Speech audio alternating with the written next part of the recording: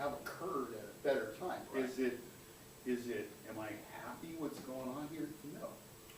Is there thought that it belongs to the Department of Interior still, or No, they have a restriction on the property. It's a restriction on the deed. from the Department of From Interior? the Department of Interior and the BIA. But it will- The documentation that it has to be open and clear, open to the public.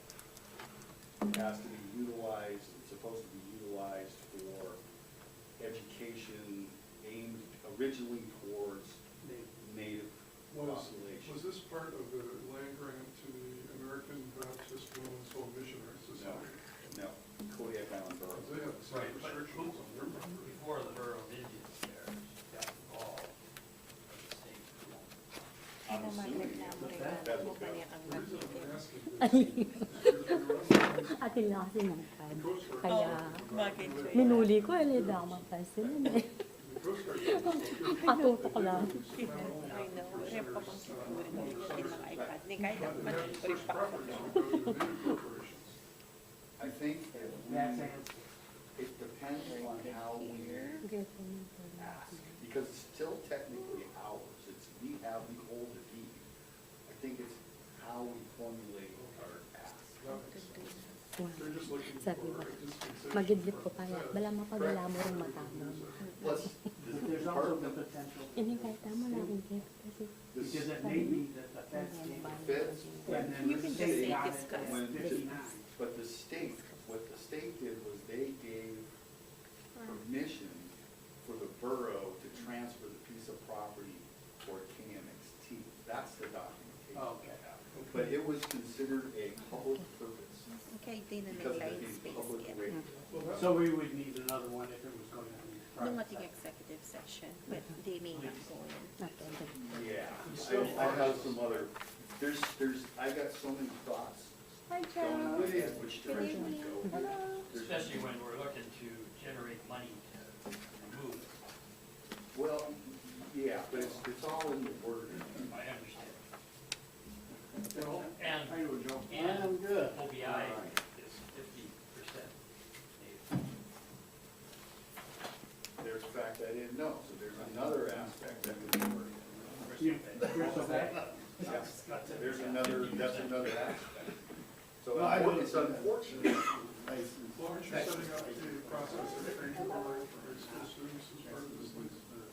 Well, not at the moment, but perhaps, once again, there's another option. You know, one of the biggest organizations in the state is the processors of state lives, strangely enough. They have lots I of wonder money. why I couldn't get on to this, and then I found this, but my password and where my name is wrong, it tells me that it's Copy the of, wrong one, and so Of the history on the land. I have a new one. You can't get on your computer. Two I Oh, compass. oh, oh, Oh, So the do you want to give me your computer? I can see Okay. what, And, but I would have sworn there was still kids in the door, but they don't. no, I'm swearing there was two in I just 73 notice when sometimes I that read. they're looking on a different page than I am, and sometimes it looks like. so what's your password here? It's here. Build schools, you know, and that's really what's taking off in Correct. the late seventies and eighties. I had to get it That's why updated we here did- at that's the why I'm saying office. he graduated The last I wasn't class able to get was on there 73 before, but after it was updated, but if you, I think if you actually look at they it, have to review the password. did Providence actually, did the borough actually have the ability to rent these And properties? she Yeah, said that's that another you're.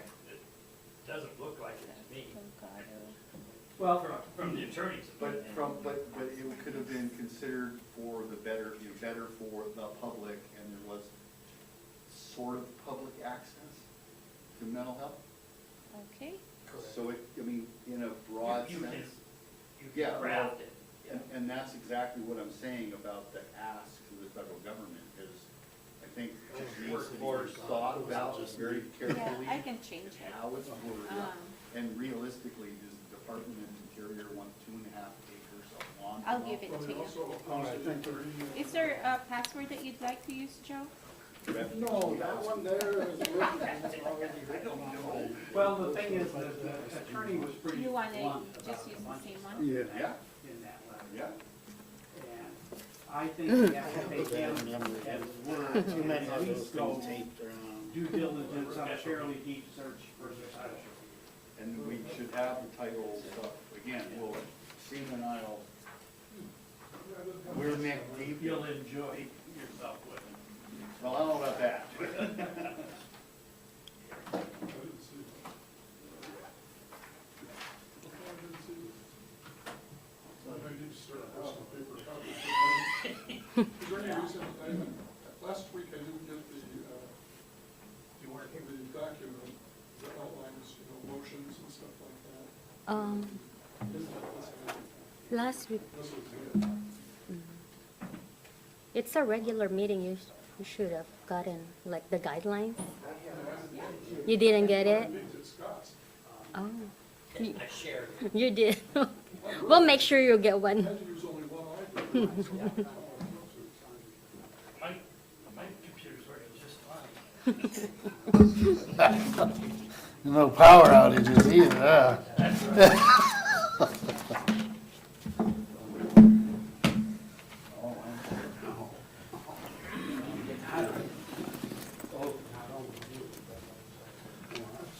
A potential wrench.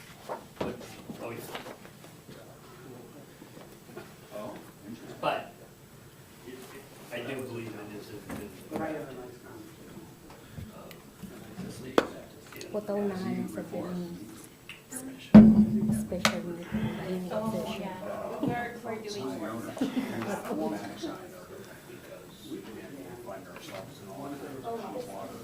And basically. He does hybrid reading For a work session. for work sessions. That's what I've been selling all.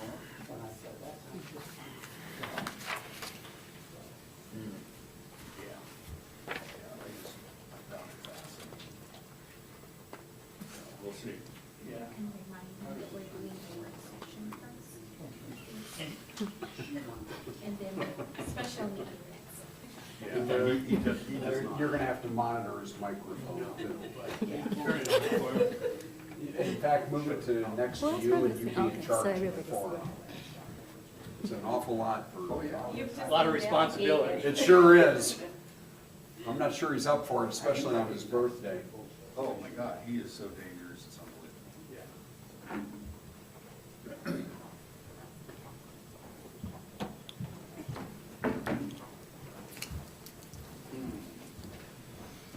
So we're doing the work session first, and Yeah. then we'll adjourn the work session. We're gonna have to reset our YouTube, and then we'll go to our special. I must not be in his favor. Your mic's on. Everybody heard that. Let's see, we'll put his on, you get his response.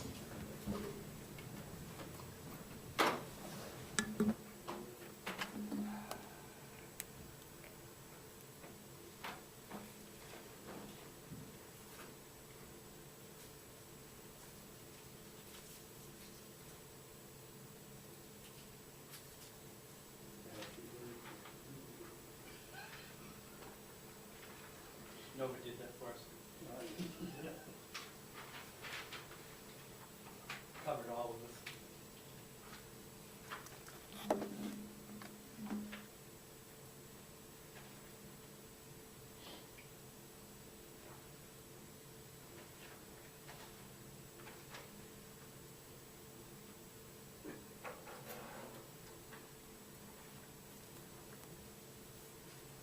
It says here, closed in 1973.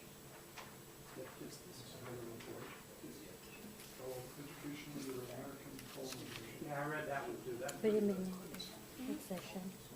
Oh, I'm good, thank you. I'll give you the money. They closed Edgecombe for a long time. Edgecombe closes. They closed for a long. 1 minute till we start. But it's a lot of the leaders in the state all went there, and they were very supportive of voting. I've been to their graduation as a speaker. It's incredible. Almost, they all go to college. I mean, it's. What is this? Edgecombe. Edgecombe. It's quiet. I think in part that was driven by vets in World War II to open it. because they had to go to someplace like, Well, there's a big one in Oklahoma. Wrangell. No, the big institute for kids at that time was in Wrangell. but the guys who fought in World War II had to go to someplace else, out of state. And that's when they wanted to have something in town, in state, and so they did. At least that's one of the stories I heard. Most all the buildings at Edgecombe are World War II. They had a big seaplane base. Kodiak, Hawaii, Sitka were the three most strategic spots at the start of the war, believe it or not. Okay, we're going to start now. This is the Kodiak Island Borough Assembly Work Session on January 26th, 2023. Work sessions are informal meetings of the Assembly where Assembly members review the upcoming regular meeting agenda packet and seek or receive information from staff. Although additional items are not listed on the work session agenda are discussed when introduced by the mayor, Assembly, or staff, no formal action is taken at work sessions, and items that require formal Assembly action are placed on regular Assembly meeting agendas. First in line is the citizens' comments. We have phone numbers that you can call. The local phone number is 907-486-3231, and the toll-free number is 1-855-492-9202. Please sign in and state your name for the record. Turn on the microphone before speaking if you're in here. Address all remarks to the Assembly as a body and not to any member. If calling in, turn off any listening devices you might have to prevent feedback. Any citizen comments?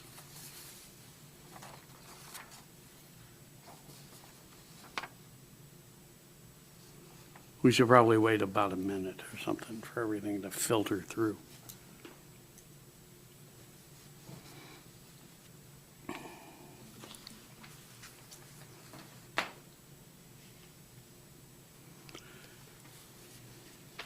There are no citizen comments in the Assembly chambers and none on the phone. So we will move on. Agenda items. The first item is discussion pertaining to Assembly member Scott, number 2, appointment to the AML board and authorization for travel relating to his appointment. Larry, or Dr. Ledoux. Thank you, Dr. Mayor. Acting Mayor, Presiding Officer. I think it's a great thing to have a representative on an AML board, and I think the costs are appropriate. Assembly member, would you issue your microphone on? No, would you like me to turn it on? Yes, thank you. I was so busy keeping an eye on Scott that I wasn't paying attention to myself. Which Scott? Doesn't matter. Keep I've my always got my eye on that Scott. What I said was, I'm very pleased that Scott was appointed. I think the money is budgeted. It's well worth to have the effort lobbying, and I've been involved with the organization in the past, and it's worthwhile to have somebody there, certainly somebody with a voice that won't be drowned out by other cities. Any other comments? Jeff? Mr. Smith? Oh, Jeff is fine. Jeff won. Jeff won. If my brothers were here, it'd be thing 1, thing 2, and thing 3, you know, but, We're your brothers. yeah. So I read through this, and I agree with Dr. Ledoux. I think this is a great opportunity, and I think Scott will do a fine job. The question I do have is that Mr. Arndt is only a seated Assembly member until the next election cycle in the fall, and this is a 2-year appointment. And as I read through it, I wasn't sure that a non-city member of the Assembly could serve in a 2-year capacity on this board. And so I'm wondering if we should be looking at this as a, for this year and not as a 2-year appointment.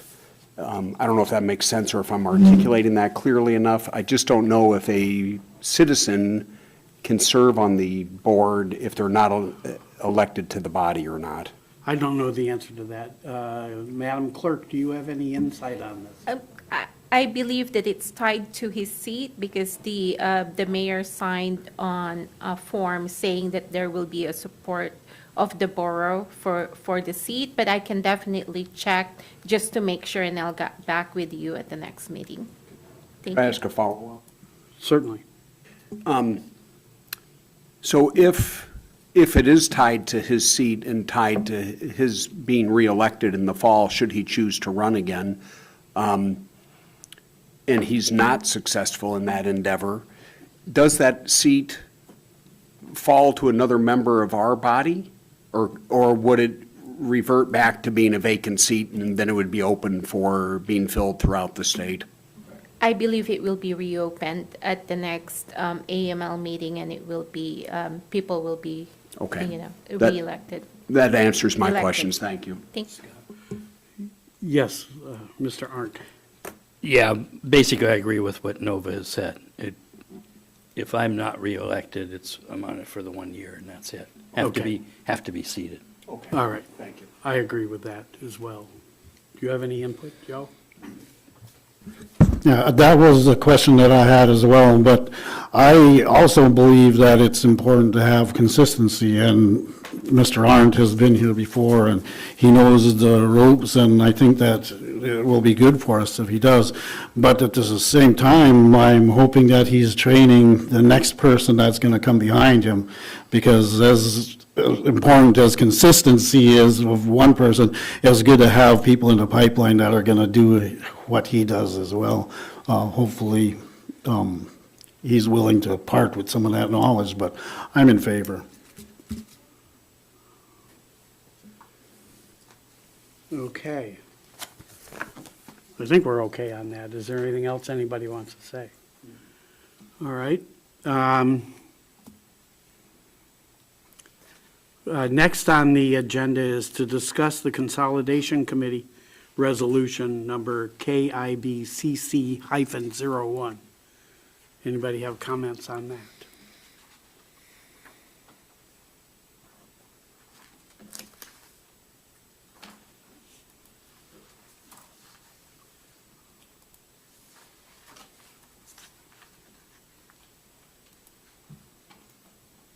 Mr. Arndt? I'm in favor of disbanding the committee, so sunsetting it, whatever you want to call it. Any other comments? Mr. Smith? Yeah, since our joint meeting with the city last week and hearing some comments from one of the committee members, and then thinking back to my 2 years on the assembly and the comments and the questions and the dialogue about the consolidation committee, as much as I think it's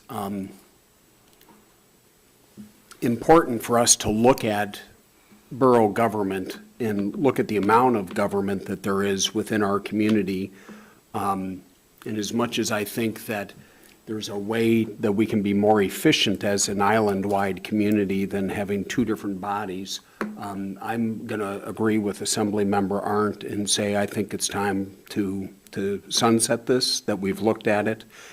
But it's hard to have a functioning committee when you don't have a full table of stakeholders present at meetings for the dialogue and the discussion. And that seems to be the theme that has stood out to me over the last 2 years, is that not all the stakeholders are in attendance at these meetings, and it certainly, I think, causes the end result to not be very efficient or effective. Okay. Mr. Delgado? I was involved in that in the very beginning. And I heard, especially recently, the last few years, about the problems with getting a quorum. I had not been there in a long time either, but I can say that a lot of work has been done. They did a lot of work, and a lot of good work. It will be a shame to see all of that not put to use, but as has been mentioned before multiple times, the fact that you can barely get a quorum, which is not only in that place, but in all around the community. But I think that's a big consideration, is that if we don't have enough people working on it, then is it really worth continuing? Although, I think that's it for now. Thank you. Mr. Ledoux? Thank you, Doctor? Doctor. I'd feel more comfortable if Jared was present. He's spent a lot of time working on the committee, and he's recommended, sort of a different task. I think the public voted to set this up, and I think before we take any action, I think we need to give a full report to the public on what's been done and have a hearing on it before we throw it away. I don't disagree with some of the comments being said. Certainly, it appears that there's not a lot of cooperation or interest, in the other body. But before we make that kind of decision, I think we have to have public discussion about it and explain the progress to date. And I think, as I said, that Jared, who serves as our representative, is there another one that works on the committee too? Turner's an alternate on Mr. Yeah. Turner. I'd like to hear their comments before I would agree to dissolve the committee, although after that discussion, I probably could support that once we go through a public hearing. I have a couple of comments about this. I was on the assembly when we formulated the committee in the first place. There's only one unit, municipal unit involved in this committee, and that's the borough. The city isn't involved, and none of the 6 villages are involved, and all of them have to sign on before anything can be done. In addition to that mistake in terms of formulating the committee, I think the original concern that caused the item in the election to be brought up was a misunderstanding of the difference in the powers but that the city has versus the powers that the borough has, and the role that the state has, and the state troopers particularly. And so I think there's been a lot of maybe misinformation or disinformation about how we would go about this. There's reports that we would save money by doing this on one hand, and yet the city looked at it, and I believe they didn't find that particularly to be true. So I'm in favor of canceling it. I agree with Mr. Ledoux that it would be good to have Mr. Griffin involved in this to explain what has been done and what the status is now. However, in part, the task for the committee was to prepare documents for the Boundary Commission. And this is nowhere near what the Boundary Commission requested, nor is the fact that there aren't other governments involved. Part of what the Boundary Commission cautioned us about when they came and visited and discussed it with us. Mr. Arndt. Yeah, a couple other things. If I'm not mistaken, I wouldn't mind, we need to get a copy of the original ballot wording, but it was to look into, not to set up the committee, not to prepare an application for the Boundary Commission. That was nowhere in there. So previous assemblies went beyond. Or mayors. Combination thereof. But, I was on the first year when they created that too, and that was your last year on, was my first, this go-around.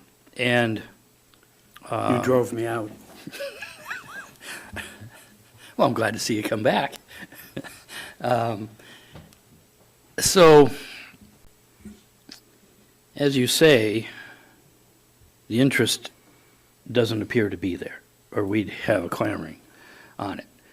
The interest was only at the assembly level originally to put it on the ballot. It was not a grassroots request. It was the Assembly's request. So it's had its, what is it, 5 years now, going on 6? Something like that. I think it's 5. 4 or 5. So I just think it's time. Thank you. Mr. Ledoux? Well, from the comments I've heard, I've certainly seen the handwriting on the wall. What I would like to see come from the effort that people have put into this, instead of asking the question, should we consolidate, maybe it will evolve into where we can sit down and say, what can we do together to save money? We have an example with animal control, where we work together. We have an example of building inspection, where we partner with them. Perhaps there are other areas, facilities. The city has sent out some feelers at different times to work with the school district and the borough for some of the contractors that come into town, alarms, and that maybe we could serve the public by finding scales of efficiency, working with the school board, our villages, the city, that will save money and present to the public a logical, cost-effective model instead of going all the way toward some kind of consolidation. So I certainly would hope that we could come together and have those discussions, because I believe they would save money. Thank you. Mr. Arndt? Yeah, Larry, a couple years ago, the borough set up a joint borough-city cooperative committee that meets, and the idea is to look at those cost savings and cooperating, participating in things, so, thank you. Yeah. Who serves on that committee, and are there notes and minutes, and to see, and have we had any kind of reports since, I think I was there when they put that committee together. It was over at the fire hall. But is there any indication that anything has been done with that committee? Mr. Manager? My impression was that that committee had sunsetted, and I believe Mr. Arndt was a committee member, Jeff, and also Amy Williams. But I believe that that has sunsetted for, basically, they didn't meet together. I think the only thing that ever really came out of it was the spending of the funds for the Portland Lose. Correct, and some other discussion on things, so it would be, there is minutes for those meetings. Scott? Deputy Presiding Officer, the packets for those meetings are also online. They're on our website if you'd like to Okay. see what were discussed at those meetings. Thank you. Any other discussion on this topic? Well, let's move on. The next one is discussion relating to expenditures of labor hours associated with grants that require matching funds. Mr. Manager? Deputy Presiding Officer, Yeah. regarding the last discussion item, is there an interest from the Assembly for us to bring a resolution before you to rescind the ordinance or the Yes. resolution for the Consolidation Committee at our next meeting? Okay, I thank you. believe there's consensus on that, Thank you. except for one. You said no. Mr. Manager, can you educate us about the labor hours associated with grants that require matching funds? So I think you're all aware that there's notice of funding opportunities like falling from the sky right now. And the question is, when we as a staff find one that we believe to be fitting, if we go through and we actually, submit, put the packages together, submit, depending on what the requirements are, we can invest a significant amount of time. And I give an example here that there's an opportunity currently for ADF&G for the Hunter Access Program grant that we could potentially be requesting funding to replace the, I'm going to call it logged bridge for lack of a better term, at Chiniak that enters into the property where the logging took place and you know, for now recreation, firewood collection, things of that nature. But in order to do that, we need to have hydrology studies, we need to have an engineered culvert if that's where we're going to go, we need to figure out where the bridge is, and we can invest multi-thousands of dollars towards this, potentially apply for a grant, but then there's a 25% match. So do you invest all this time and effort, submit a shovel-ready project, and then wait to decide if we're going to actually put up the 25%, or do we come to you ahead of time and say, here's a grant opportunity, do you want us to expend the funds and the dollars? Because there's so much to do, and there's so limited staff. So that's ultimately the question. I probably simplified it a bit there, but maybe we don't have to make it that hard. Go ahead, Mr. Arndt. Yeah, I think it should come for the assembly because it's going to, when you're talking about hydrology studies and stuff like that, it's going to take an expenditure of funds.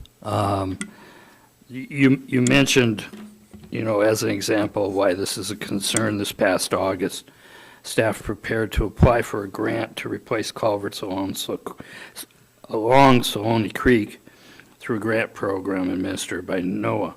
Staff spent several hours and worked on completing the application. However, because it was not known if match funds was available, the grant application was not submitted. On Saloni Creek, I thought we were using some of the fish disaster money on the pink salmon run there for a while. And, you know, I think it should have come to the assembly because there is an interest in continuing to replace culverts along there. So there's so much time in a day and there's so much staff. So consequently, when other things are prioritized, you have to set something aside. And this was a case where we would have had to go out for bid and everything, or gone to our normal design firm. And there's just so much time in a day. Again, I'm going to say that. And there's always a delay when we come because to the assembly, there's always that delay.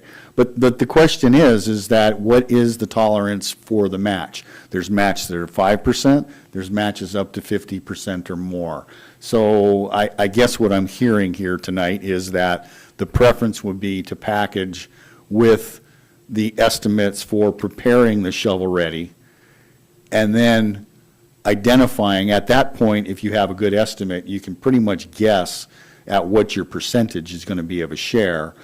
But then you've spent all that money and you put in for that grant and there's no guarantee. So just as long as everyone's aware of that, we're just trying to streamline and maybe better target what we have a better capability of actually being granted.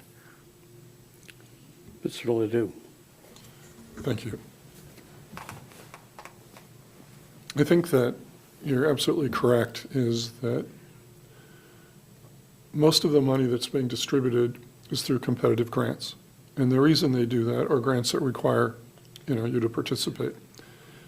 They've done that because of accountability and so that they can keep track of the money. I think in this environment where we can't just get a handout, if you will, without accountability, we have to be able to write grants if we're going to take advantage of the money that's available. It's not a lot of people giving us money free. No one, as far as I know. There's two things that we need to take advantage of this, and we're not in a budget mode, but I believe we need a full-time grant manager, somebody that not only writes grants, supervises them, and looks for money, because it's out there. And I also believe that we have to set aside money to do matches. They both have to come together. Now, I also believe that by funding it up front, we will generate enough money to pay for the position and a lot more. Okay. You also can get grants by hiring grant writers who write themselves into it to evaluate it. So you may be paying someone $80,000 a year for $1 million grant, a 3-year grant. But they write it, they take, it's sort of like a lawyer, representing you. But I think it's important. We do need one if we're going to take advantage of it. I believe it will pay for itself. And if it doesn't, then you go in a different direction. And I do believe, and I share Assemblymember Arndt's point of view, that grants up to a certain point should be approved by the Assembly. School district used to be, I think, $10,000, and they finally said, no, we're not going to do it anymore, just do it. Then I think they set a fee, I think it was at 25, that they wanted approval, because it wasn't just the money, it's the direction you go with grants. Sometimes you have to torsion the program to meet the grant guidelines, so it worked very well. So if we want to really bring the money in to fill the gaps and help our taxpayers, we need to be able to access grants. And I've written millions, literally, but I did it on my own time because the district didn't have it, so it was weekends, and I don't believe we can expect people to do that. And so, in a nutshell, I believe at budget time, we need to hire a grant supervisor, a writer, evaluator. Takes the pressure off your staff members to write grants and manage them, which takes up more time than. And I believe that we have to have money so that you can respond to grants. And I believe up to a certain point, it shouldn't be every grant. It should be a grant that is significant enough that it may torsion the system, or that it may have an expenditure, beyond what we can risk take. So away you go. Do we risk $1 to get 5? Mr. Smith? Yeah, thank you. And I don't want to be repetitive, but I do like what Dr. Ledoux said, and I think it is something for us to consider when we start to look at the budget, is how do we allocate funds within our budget for matching dollars? Because I think having those shovel-ready projects makes a whole lot of sense to me.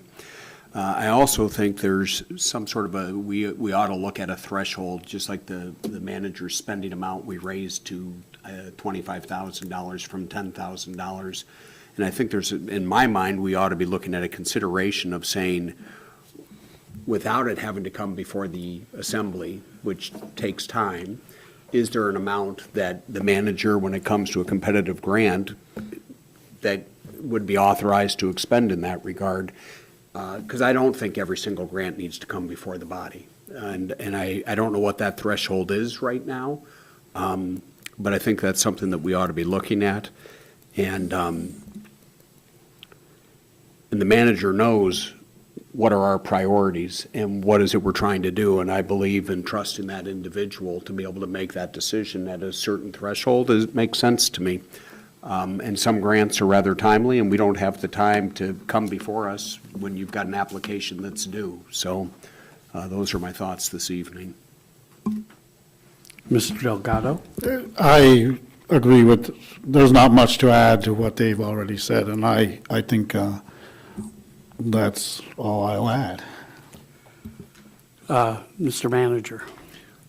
The other component of this is shortly thereafter the budget process, there should be a discussion about strategic planning, because this is the group through a strategic plan, that would set the tone, that would inform the manager and the staff of what you want to pursue.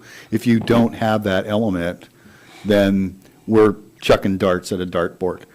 So that's kind of why I asked this question and put this before you, is because we've never really had this discussion, not in the time that I've been involved.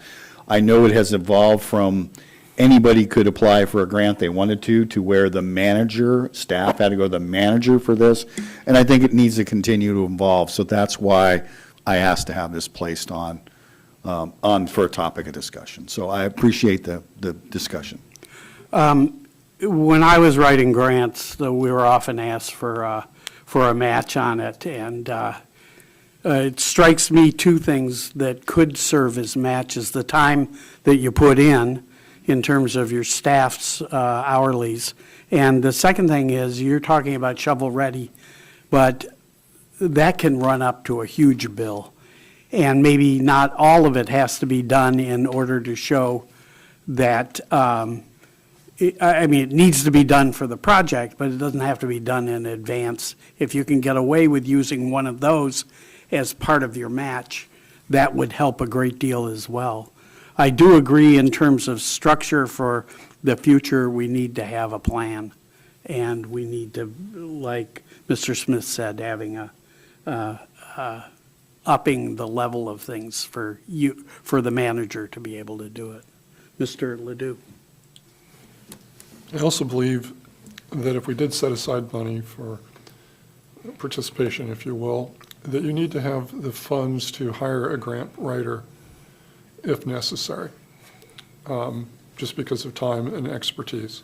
And Kodiak has some really good grant writers out there.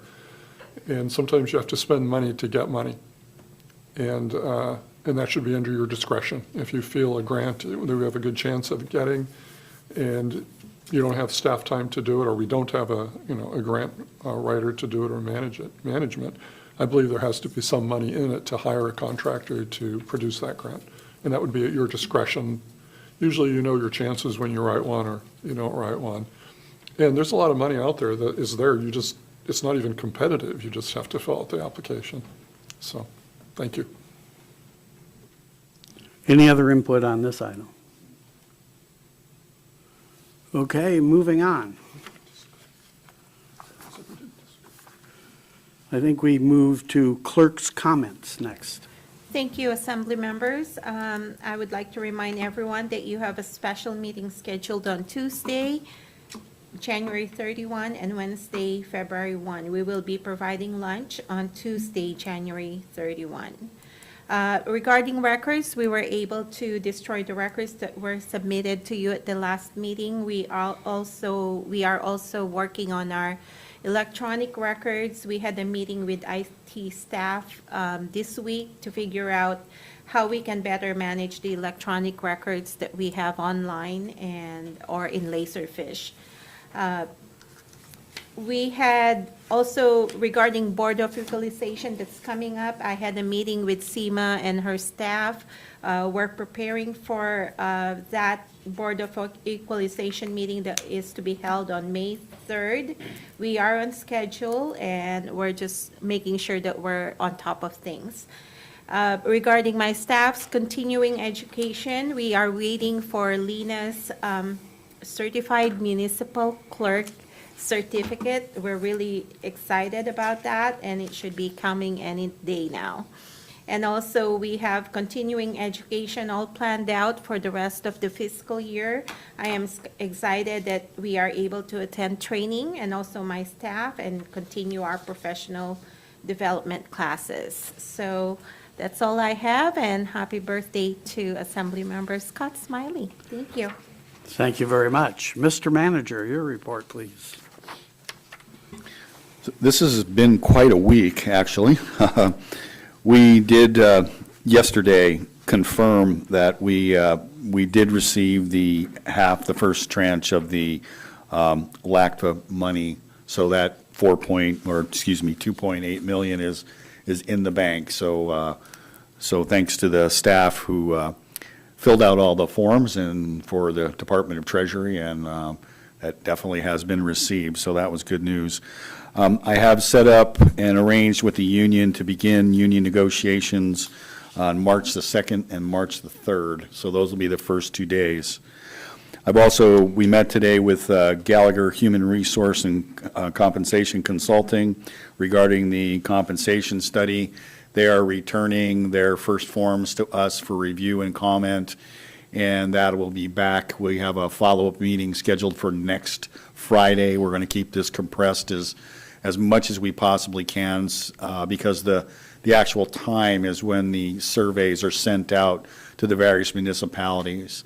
What's interesting was if they do not receive 5 comments on anything within that particular survey, they're not allowed to publish that, and that is dictated by federal regulation. So I thought that was kind of interesting. So it'll be interesting to see what we get back, because they're not the most exciting things to fill out for a municipality. We're also asking that, adding a question, asking when was the last time that individual municipality had some type of analysis of their own rate structures, because that could become a pertinent key here. So we had a very good discussion today. Also have a meeting next week with a potential human resources consultant, which was an ask of the assembly from the previous manager. So Megan and I have picked that up, and Megan and Dora and I will be on that committee having conversations with this firm. We'll discuss the lease at 717 Egan Way, or Razanoff, excuse me. It's actually 717 Razanoff tomorrow, or later this evening, excuse me. We have a first round of our budget preparation has been done by staff, and we'll be making arrangements within the next probably 2 weeks to meet with the directors, all the directors, and sit down and go over the first level of the budget. We're going to kind of have a little bit of a break next week because next week is the CANA trial starts, so that will be taking up quite a bit of staff time. And last week, there was a question about the opioid settlement funds, and basically there were more funds available because additional companies have settled. So it's probably not a giant amount of money, but it is money that is coming from the various vendors, particularly this time, that'll be added to those settlement costs. If there's any specific questions as to what's on my report, and then the last couple pages, we received email today from Seb Bukele, from our DC lobbyist, and these are funds that were awarded to the state of Alaska associated with the ferry system. And I see, unfortunately, some of those numbers got cut off, but there was a significant amount of money that was awarded for the rural ferry system. So that's a giant boost in the arm for the regional ferries for the state of Alaska. I believe the sum was around $256 million. I have a question about the Larson Bay School that you've listed here. What's the next step? Is it to go out there and look for yourself? We need to go out there. We're waiting for Amy would like to go along, and it'll probably be Amy, Seema, myself will go out and sit down with both the city and the tribal council, and just, this is a conversation I think they deserve to look us in the eye, and we deserve to do the same and have a conversation, because this is a rather large commitment. We paid the bills for a number of years. We know what the bills are. We identified it. You know, that sometimes it takes a minute for reality to set in. Yeah. Would you be going further to Carlick or not? It depends on the day. We have been out at Carlick. We had folks out at Carlick working on the furnace. I think we probably need to phone out there and find out who is actually out there at the time, if the appropriate people are in town to go and visit with. I have one other question. In the school board meeting on Monday, the issue of painting Port Lions School came up. Where is that going? Is that something the school district will do? I believe that every rural school out there needs painting. That one was not singled out to me. I personally am going to tour. Our architect is going to be here the second week of February. I have requests to paint Kodiak, to paint, there's not a school that doesn't need paint. Okay. So pick one. They all need it. Personally, I think we should probably figure out which is the best investment, which that, coat of paint's going to last 4 or 5 years if you're lucky. What siding is the worst? And perhaps instead of paint, let's look at replacing it with some type of much better weatherproof siding that we don't have to paint in the future. Those products are available. We're putting them on firehouses. We're putting them on North Star School. Does it cost more initially? Yes. But that investment you'll never have to paint as long as, the rest of us are around. Makes sense to me. Mr. Arndt? Yeah, that's exactly what we need to be doing with some of the schools in town too. For instance, Maine Elementary, we've already, in the process, we've awarded North Star School siding and window replacement. We need to look at the siding, and we've known that on Main and on East. And all of the villages is to look at that also. because it's the maintenance that's killing us. Mr. Manager. So this, to me, is the cost savings that Assemblymember Ledoux is talking about, is we have our professionals go out, do the estimates, plan these jobs, and pick 3 schools, and put 3 schools out to bid, and get the larger discount for having a whole summer's worth of work. And I think that's how we start cooperating with the school district, is picking the theme. Either that or fix one school, repair the others to the best you can, and then move on to the next school. But pick a theme. What are we going to do next? Maine needs windows. We're doing a roof on Peterson. Peterson probably needs windows. It's like, how far do you go? You have to pick something. Are there any questions about the manager's report? None. All right. We're into packet review already.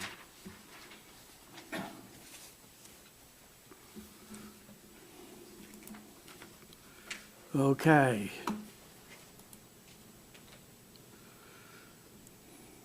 Resolution number FY 2023-20, establishing a Health Facilities Advisory Board.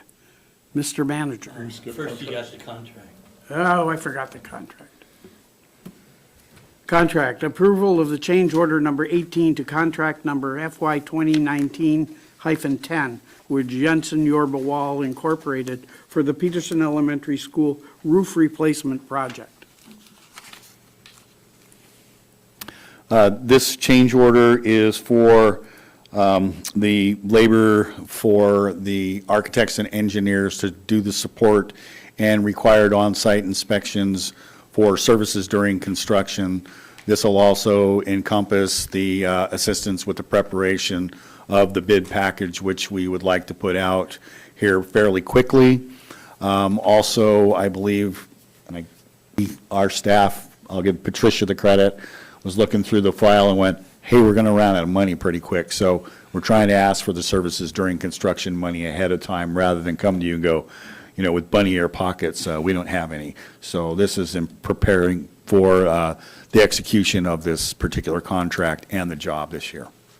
Any questions? Mr. Ledoux. Just a quick question, maybe something should wait for the architect. Peterson, I think the first construction was, 1946 as part of the building, and I think there's been 4 or 5 additions, and of course, the engineering associated with that many additions and keeping the roof from torquing, if you will, depending on which directional wave. Was the seismic remediation, I guess what I'm trying to say is the architect taking into account the seismic remediation we did on Peterson a number of years ago, and the understanding that there's a lot of roofs that were built at different times that are connected together, and are they going to make sure that they take that into account? They have taken that into account. They have been all over the roof. We were considering actually putting a air conditioning HVAC unit on the roof, but we're concerned about adding too much additional weight to the structure. All of the drainages will be reshaped, so to speak, to make sure that the drainage goes to what's called an RWC, rainwater conductor, which are throughout the building. All the scuppers are going to be done. So they have been on this roof multiple times. As a matter of fact, this particular architect has asked to have an interior view because in all of his trips and climbing all over that roof, they've never been inside. So that's going to be one of our first stops, is to go in and open the closets and look in the areas that are leaking and whatnot, because we're likely also at a square foot price for replacement of sheathing or wood decking, because I believe there's 1.5-inch tongue and groove wood decking at several locations in that building as well. There's also tinfoil funnels up under the ceiling tiles. At least I'm told that. My wife worked there for a year. Does that answer your question, sir? Yes, sir. Thank you. Any other questions? Moving on, now we can do the one I started with. Resolutions. Resolution number FY 2023-20, establishing a Health Facilities Advisory Board. Mr. Manager. Yeah, for some reason I'm on the wrong meeting here, so I'm just going to wing it a little bit.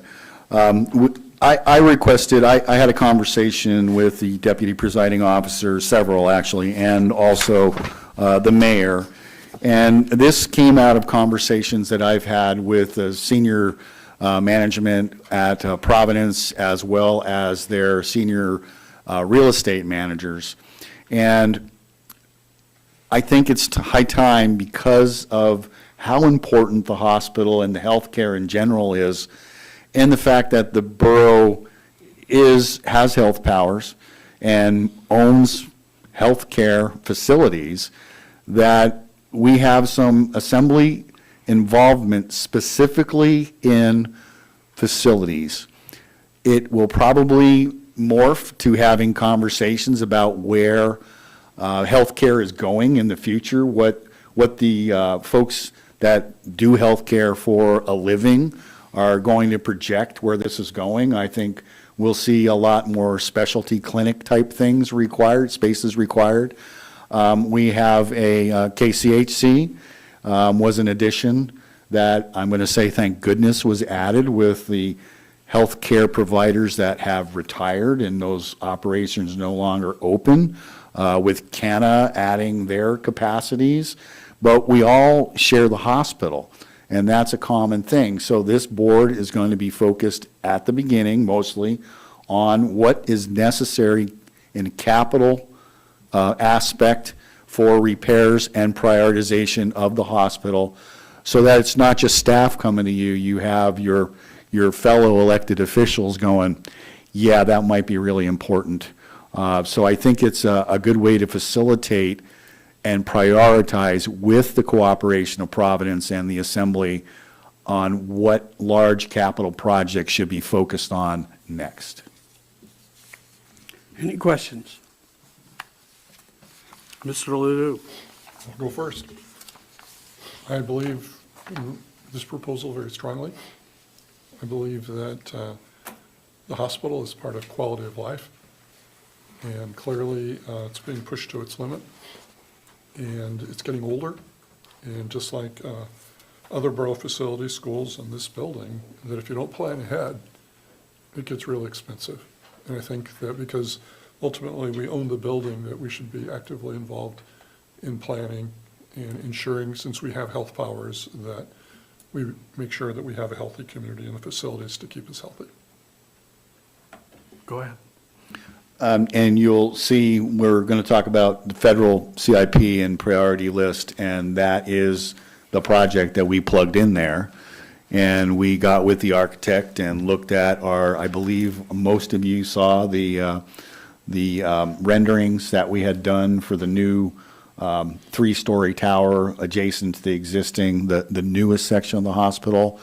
And that's what we put our projections on, with those square footages. So that's where those numbers came from. So we are trying to look forward in that, and I will make sure that I have those renderings for next week. So for those of you who weren't involved, so you can see those. Any questions?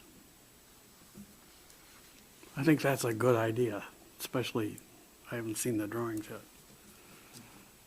Okay, next one is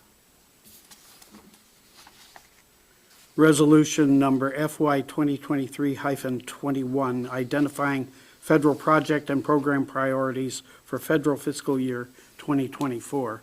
And we have a printout for this. You want to deal with this one? Sure, why not? So basically, Megan and I looked at what the previous ones were, and I'm going to give Megan the credit here. Primarily, she had conversations with Seb O'Kelly, and a lot of what's on here was resurrected from the past. You'll see that I believe we took the request for the Coast Guard, or excuse me, the request for the ferries off of here, because that has realistically been satisfied, or we believe. Mm-hmm. So the priorities are as the list was in the past. We added the Kodiak Island Hospital addition for $54 million on here. And again, those numbers are based on the square footages that we projected to accommodate both KCHC and the hospital, what their ask for additional space was. And this would also be a potential key place for KCHC to be able to ensure that they utilize the funds that they were just awarded here a little while ago. Are there any questions from the assembly? Mr. Delgado? Well, I have no question, but I am happy to see that the essential air service is on there at number 9. I think that's a very important for our area here, so thanks for that. Mr. Ledoux? When we met with the city last week, I thought, and those of you who were there can correct me, that the federal lobbyist indicated that when we send requests to DC, they would like them prioritized. And which makes you look at this list a bit differently. I don't know what I would change per se, but did I hear that correctly, that I believe, yes, you did hear that, but just human nature, when you look at a list, you're going to automatically prioritize from one on. So I think, yes, I think if there is a reason to reorder this list, we have that opportunity. To be honest, I'm not going to answer why it's in the form it's in. I think a majority of the form that it's in came from Mr. O'Kelly at his suggestion, but that's why this before this assembly is if you want to rearrange the priority, you have that option at any point. Any other concerns? I thought we were going to discuss the idea at least of including, have one joint with the city, namely the harbor, on this list as well. That's something else that you could include. I know that's definitely, the mayor is wanting to do that. Again, this is the way the list is now.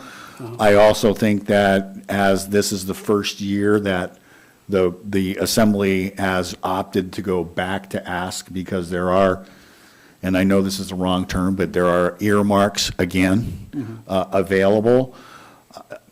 Perhaps this is a good place to start, but a collaboration with the city, that might be something that needs a little bit more discussion, because I think that requires a balance between what the city's priorities are, what the borough's priorities are, and how do those intertwine. But I think a combined federal list would be a good idea, because Mayor Branson said it last week, is there's no reason that either body could not promote the other body's projects. I agree. I also have a concern about what was stated in the National Wildlife Refuge Fund, which is number 8, and that there were attempts to close this down. And I wondered if you had any updates on that. That it says both the Trump and Obama administrations sought to zero out this funding, but Biden administration didn't.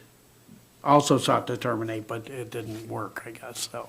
Yeah, so the last I remember talking to Seb about this was still something that it needs to be requested to keep it at the forefront, because PILT is quite a good contribution towards municipalities or boroughs that, similar to what we have with such amount of federal land. So it's a matter of fairness, and if you don't ask for it, that's perhaps when you're going to lose it. Well, the other one, Anwar, is such a huge political topic. I would think that the senators would jump on that one. If we were including this, maybe we need to talk to North Slope or whoever has Anwar in their purview.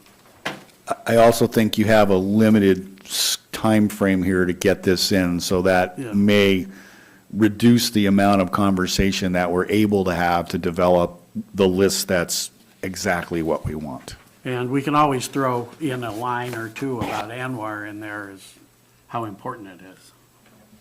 Mr. Arndt? Yeah, on the hospital, Dave, I remember a couple years ago when we were talking about this, we also talked about it potentially being a 4-story building, that the fourth floor is not finished at all for future expansion, because you don't get to add on to these multi-story buildings at a later date. And I think we need to take that into consideration for future needs, planning ahead. And like I said, it's been a couple years since we've talked about that, but I bring that back up tonight just to. Mr. Delgado. I was just going to say that with our joint priority list, even if we didn't have one, there's nothing to preclude us from signing letters of support. And I remember at the meeting with the city as well, there was talk about having, including corporations, tribes, or cities and the villages in this effort as well, because there are places that we can work with them, especially in the fisheries and those types of areas. But also the boat harbor, because that's an important part to us as well, I mean, to the rural people. So I think letters of support will be important as well. I think that's a good point. Thank you. Mr. Ledoux. Thank you. Are these requests related to earmark type funds that the lobbyist talked about? I believe they are. The reason I say that is that these are very broad. Many of these are national level issues. PILT, broadband survey, they have a lot of horsepower already. It's going to happen. The hospital is something that is ours that we need. It's more money than they want to spend, but it may be a start. Okay. But when we look at these, they're so broad, it seems like we've used such a broad request here that all we're doing is actually writing letters of support for national issues, by saying these things, instead of saying we need $3.2 million to improve the road to Sultry, okay? Which is something that somebody can grab hold of and say, yes, we can come up with $3.2 million to do a road to Sultry. Or the fisheries disaster relief is a big deal, for Kodiak and groundfish surveys. But, PILT, the Coast Guard base has its own power as generated by the hundreds of millions that are coming that way. Essential Air Service, it's a big deal. But it doesn't really, we're just saying we support it. We support Coast Guard funding, but we already say that. And what I'm thinking is if we send something this broad, we're not going to get anything that's specific to Kodiak that we really need to do something, and that's what I'm saying, is that normally with earmarks, like North Star got an earmark to fix that curve, coming in, and they got $1 million earmark. It was specific, it was for kids, it was safe, and they got it. And that's sort of what the lobbyist was saying, is there's only so much money in this. They have to sort of fit within these broad realms. And it seems like we're just writing, for the most part, statements of support instead of giving them a list of projects that we'd really like to do, but we don't have the money to do. Am I making any sense here?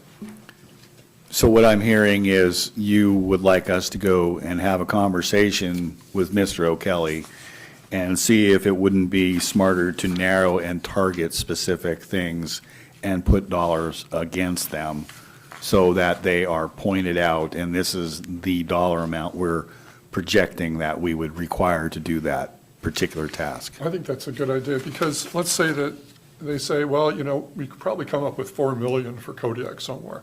Then our whole discussion on what we would do with that $4 million, given the parameters that they would give for us, would be very different, at least from you and your recommendations, and also how the Assembly would look at it.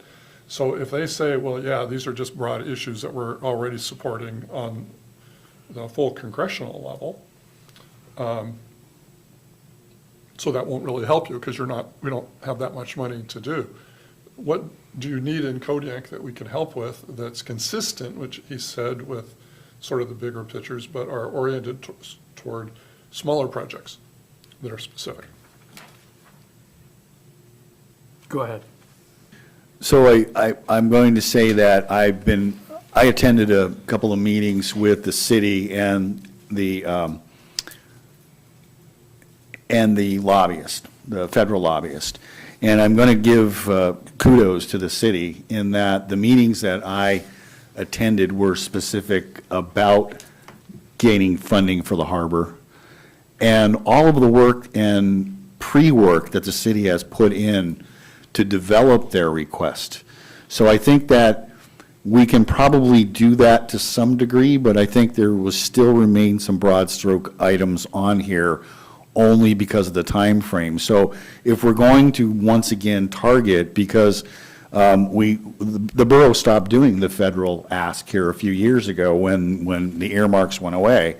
But realistically, as soon as this list is submitted, we should begin starting to discuss what's important for next year so that you have all that legwork. So the city has a leg up on us.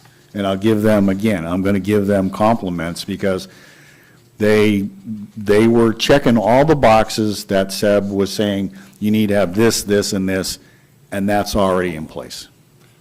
And just as, I would be more prone to support the harbor development, as a request to the city, because we really need it.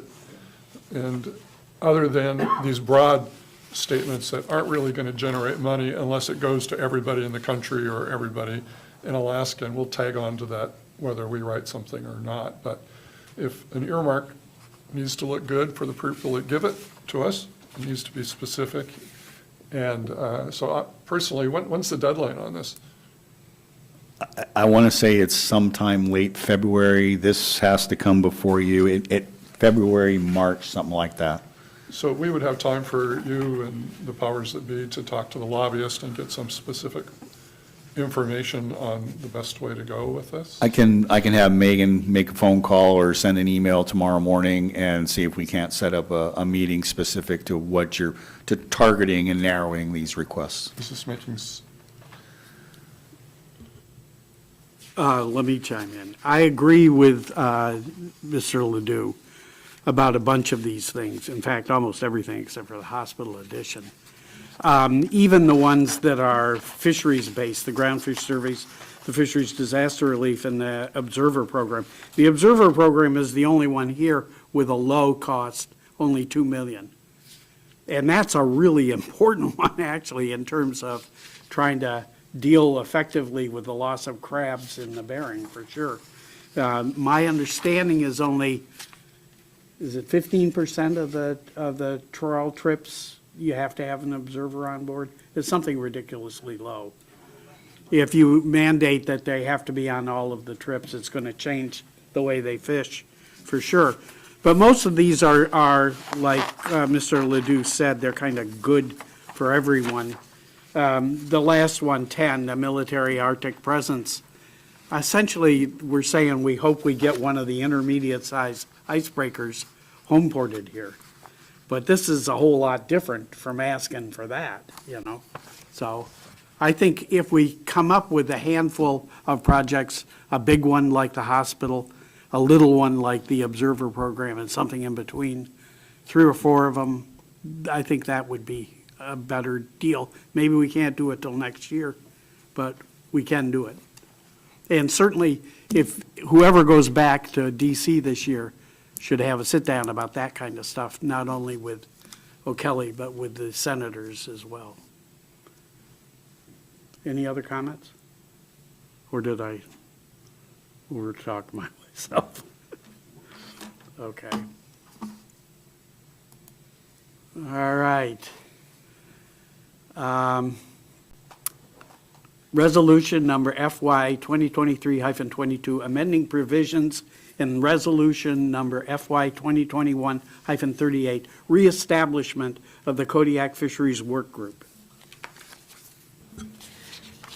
Deputy Presiding Officer and Assembly members, this was discussed at the last joint work session with the city, and after going back to the record, I listened to the tape, I found out that that resolution was actually adopted, and unfortunately, the record didn't reflect that, so I recreated the record, and upon further review, I saw some inconsistencies And I'm presenting those before you so that we can correct them, and we want to make sure that our resolution mirrors the City of Kodiak's resolution. So that's why it's before you again. Thank you. Any comments about this? I commend you on catching that and filling in the pros there too. Thank you. Thank you. Mr. Smith. Yeah, thank you. Nova's on, I guess, line 56, under consensus. Is that language that you added in there that was not on what we saw last week in that joint work session in blue? That's correct. The blue text was not included in the resolution that was adopted last year, and Okay. it's in the City of Kodiak's resolution. So I'm trying to make them both the same. And also the language that's in red, it's stricken out in the resolution. It was left there last year, and it needs to be taken out. Okay, so the record didn't have the vote accurate, Correct? but it also didn't have the changes that were adopted. Correctly. Thank you. Yes, thank you. I was on that committee at one point, and I think it's really important, not so much for the borough and the city, but for the citizens who come to that meeting. There's a great deal of interplay in there, and it's really important. I learned a lot there, so I'm a strong supporter of this. Any other concerns about it? Mr. Ledoux? I was a member of the Fisheries Committee, and unfortunately, I don't know when you have to add an observer from my time on there, but I think it's a very, very worthwhile committee. Okey dokey. Where are we? Down to ordinances now, right? Ordinance FY 2023-14, amending Kodiak Island Borough Code Title 3, Revenue and Finance, Chapter 35, Real Property Tax, Section 3.35.050, Board of Equalization, to correct phrasing pertaining to docket numbers. Is there staff report? Good evening. So you guys know how much I like to quote code, and my staff has followed along very well during the appeal process and also likes to quote code. So when both the public, the clerk's office, and the BOE see that KIBC 3.35050E3 appeal number states that a docket number needs to be assigned, many times we're requested to supply both a docket number and an appeal number. Assessing just wants to end the confusion and the duplication of numbers and assign an appeal number only. So after a meeting with the clerk's office for the BOE calendar and the verification procedure, it was suggested that the easiest way to avoid that confusion was to just change the code. Are there any comments from the assembly? It's an easy one, huh? I think everybody's in favor of that.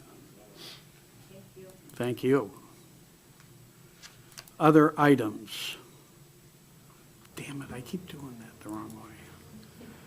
Confirmation of mayoral appointments to the Joint Building Code Review Committee of Mr. John Malin.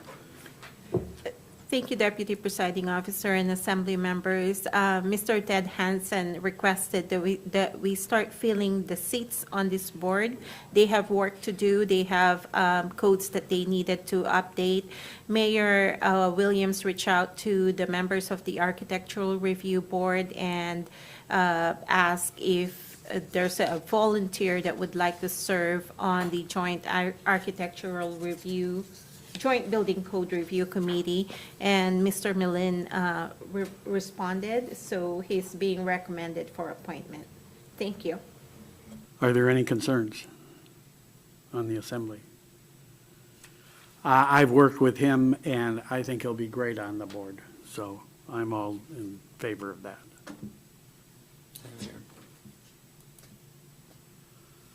Okay, we reach citizens' comments again. If there are any citizens in the audience. No, not in the work session. That will be next Thursday. Oh, right. Sorry. I'm on the wrong page, as usual.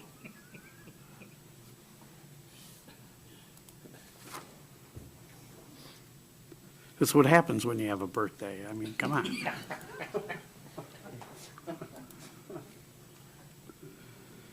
Is it time to go into special meeting?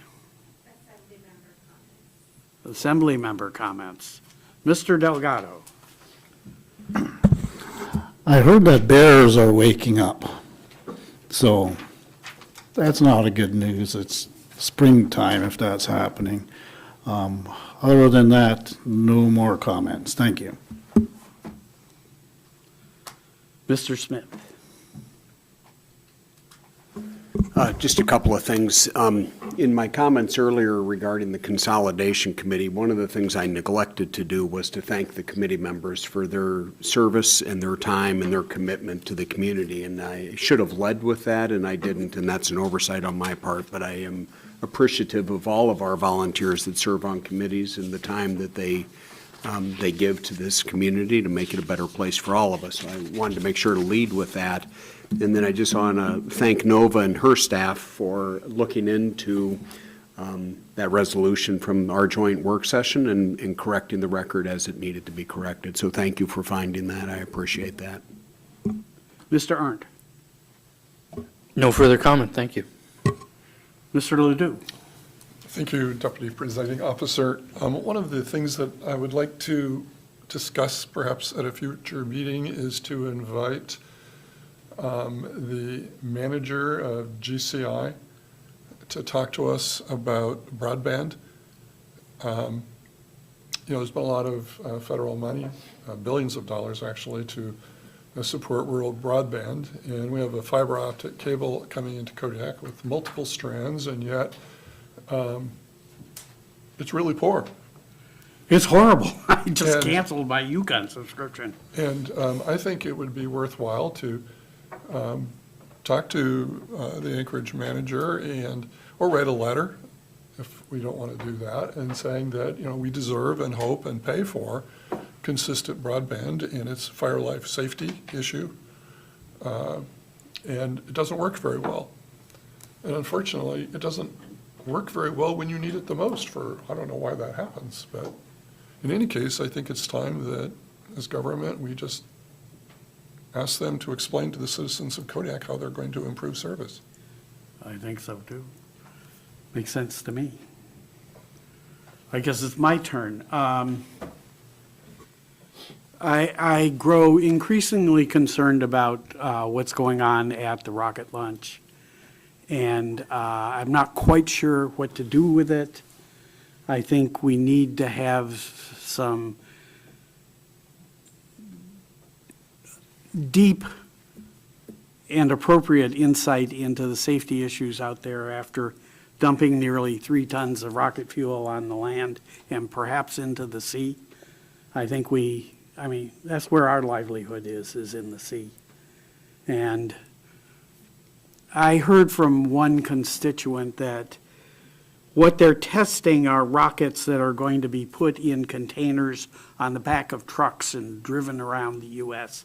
so they can launch from anywhere in the middle of Nevada or wherever, so that the Russians can't catch them. And I don't know whether that's true or not. Somebody said that these were being funded under DARPA. But, we originally started with something from NASA, and then we did a bunch of military stuff, and we're not doing any of that now. We're doing private sector. Private sector is not paying taxes out there. They got a dispensation from that. They're not living here, they're living in Anchorage. They're renting a couple of houses and they're buying some food while they're in town. But, where's the economic benefit to us for spilling all this stuff all over the land? I don't see it. I also see the frustration on the part of a number of our constituents regarding their access to places that they've used for most of their lives. I know my wife used to go out to Fossil Beach just about every weekend, for crying out loud. I used to gripe about it. Then you can't go out anymore because you're worried about a rocket being launched, or there will be one launched, or maybe there'll be one, or no, we forgot, that kind of thing. So I think we need to find out more information about what's going on out there and see if we can get a better handle on what's happened. Are there any other comments? Or did I just eat it up? Okay. Yes. It's not a comment, but I certainly agree with what you were saying, and where do we go from here? Do we ask them to come before the assembly? Do we ask to talk to the Commissioner of Natural Resources about what's going on? What do we do to go from here to provide some kind of accountability with what they're doing? So I agree with you, but what do we do? Well, as far as I can tell, there are 3 places that have some regulatory authority over them. The first one is the Department of Natural Resources. The second one is the Department of Transportation, both in the state. And then at the federal level, the FAA. And in the FAA monitors for safety. And if you're dumping 3 tons of rocket fuel on something, that seems to me to qualify as a safety issue.